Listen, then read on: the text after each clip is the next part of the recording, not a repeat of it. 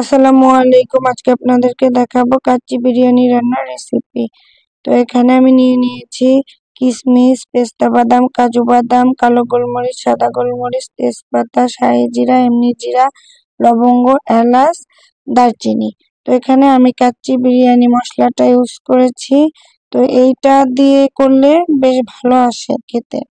তো এখানে আমি কিছু উপকরণ আছে, কালো গোলমরিচ, সাদা গোলমরিচ, আর হচ্ছে এই লবঙ্গ, এলাচ, এগুলো সুন্দরভাবে টেলে নিলাম, টেলে বেটে নিব। তো এই পর্যায়ে হচ্ছে আমি মাংসটা ভালো করে ধুয়ে পরিষ্কার করে রেখেছিলাম। তো একটু বড় বড় করে সাইজ করে নিতে হবে। আর হচ্ছে 2 চামচ আদা বাটা দিয়ে দিলাম, 2 চামচ রসুন বাটা দিয়ে দিলাম, আর 2 চামচ পেঁয়াজ বাটা দিয়ে দিলাম। তো এখানে 1 চামচ জিরা বাটা দিয়ে দিলাম, আর এখানে পেঁয়াজ বেরেস্তা 1 কাপ পরিমাণ দিলাম। তো এখানে হচ্ছে আমি ঘি ব্যবহার করব। তো 4 টেবিল চামচ ঘি ব্যবহার করলাম। তো ঘিটা দিয়ে আজকে রান্নাটা করব। আর এখানে টক দই আমি পানি ঝরিয়ে রেখেছিলাম, তো 4 টেবিল চামচের মতো টক দই দিয়ে দিব। তো এবার হচ্ছে এই যে বিরিয়ানি মশলাটা রেখেছিলাম, তো সেটা দিয়ে দিলাম, পুরোটাই দিয়ে দিব। এখানে প্রায় 2 কেজির মতো মাংস দিয়েছি। আর টমেটো সস দিয়ে দিলাম 3 টেবিল চামচের মতো, পেস্তা বাদাম আর আর কাজু বাদাম দিয়ে দিলাম।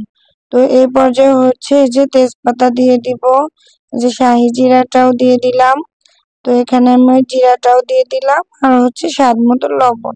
আর ভেজে রাখা যে মশলাটা, এখানে আমি অর্ধেক পরিমাণটা দিয়েছি, আর কিছুটা রেখে দিয়েছি শেষে দেওয়ার জন্য। তা আমি এই মাংসটাকে সুন্দরভাবে মেখে নিব, অনেক সময় ধরে মেখে নিব। তো এই পর্যায়ে হচ্ছে আমি 2 চামচ হচ্ছে মরিচের গুঁড়া দিয়ে দিয়েছি, আপনাদের স্বাদ মতো দিয়ে নেবেন। ঝাল ঝাল হলে খেতে ভালো লাগে, এর জন্য দিয়েছি। তো আমি বাসমতি চাউলটা ব্যবহার করব। তা ভালোভাবে চাউলটাকে ধুয়ে পরিষ্কার করে নিয়েছি।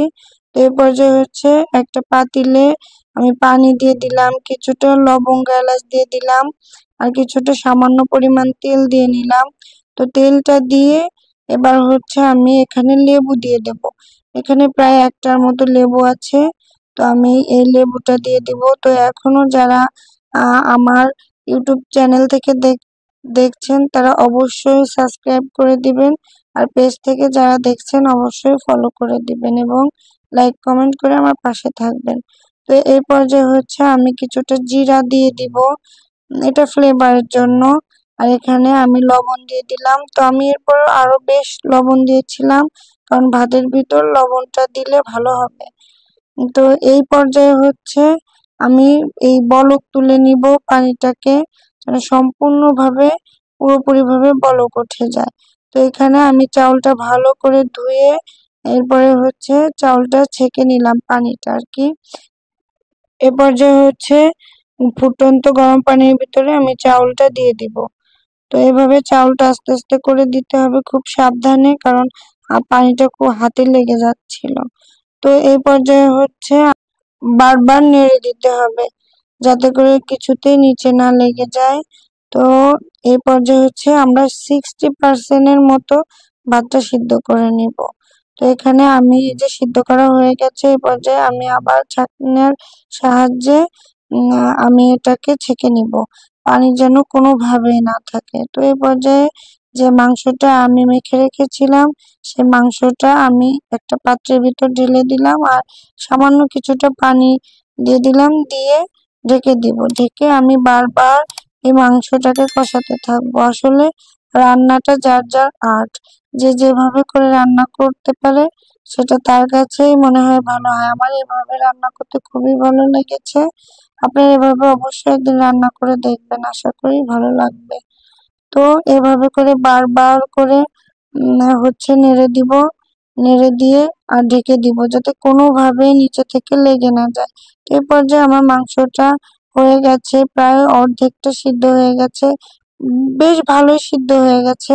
তো এখান থেকে আমি কিছুটা উঠিয়ে নিলাম, উঠিয়ে এবার ওই যে যে ভাতটা রান্না করে রেখেছিলাম সেটা আস্তে আস্তে করে উপর থেকে আমি দিয়ে দিব। তো এটা ভালোভাবে দিয়ে দিতে হবে, অর্ধেকটা পরিমাণ দিলাম। তো দিয়ে এই পর্যায়ে হচ্ছে ভালোভাবে দিতে হবে, ভাতগুলো অর্ধেক দিতে হবে। তো আমি এখানে 1 কেজি চাউলের জন্য 2 কেজি হচ্ছে মাংস ব্যবহার করেছি। তো আপনারা আপনাদের টেস্ট মতো অবশ্যই দিবেন। তো এই পর্যায়ে আমি যে মাংসটা রেখেছিলাম সেই মাংসটা এই যে আমি এই পর্যায়ে হচ্ছে দিয়ে দিলাম। তো দিয়ে হচ্ছে এই পর্যায়ে হচ্ছে ভাতগুলো আবারও আমি যে বাদ বাকি যে ভাতগুলো আছে সেই ভাতগুলো আমি এখানে দিয়ে দিব। আসলে রান্নাটা কেমন হয়েছে জানি না, তবে আপনাদের কাছে কেমন লেগেছে, তবে খেতে মাশাআল্লাহ মানে অনেক অনেক মজা হয়েছিল। তো আপনারা অবশ্যই এভাবে রান্না করে দেখবেন, আশা করি অনেক ভালো লাগবে। তো এই পর্যায়ে হচ্ছে আমি কিছুটা কিশমিশ দিয়ে দিলাম উপর থেকে, সামান্য কিছুটা গুঁড়ো দুধ দিয়ে দিলাম। তো গুঁড়ো দুধ দিয়ে এই পর্যায়ে হচ্ছে ওই যে ভেজে রেখেছিলাম কিছুটা মশলা, এই গরম মশলাটা আর কি সামান্য, তো দিয়ে দিলাম। তো এই পর্যায়ে হচ্ছে আমি ঘি দিয়ে দিলাম 2 টেবিল চামচের মতো। তো আবারও ঢেকে দিয়ে আমি এটাকে দমে বসিয়ে দিলাম।